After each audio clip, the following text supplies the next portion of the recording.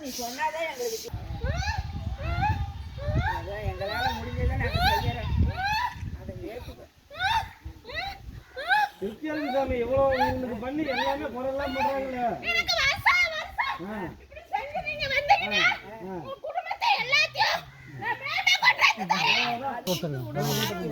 எல்லாத்துக்கும் 100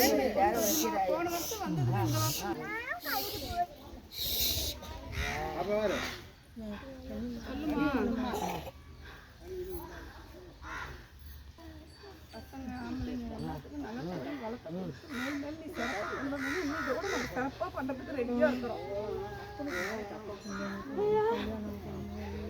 வருஷம் என்ன கொண்டாடாயா? நான் எல்லாத்தையுமே இன்னைக்கு கொண்டாடு. நோய் நொடி இல்லாத பசங்களுக்கெல்லாம் நல்லது செஞ்சு வையாயா.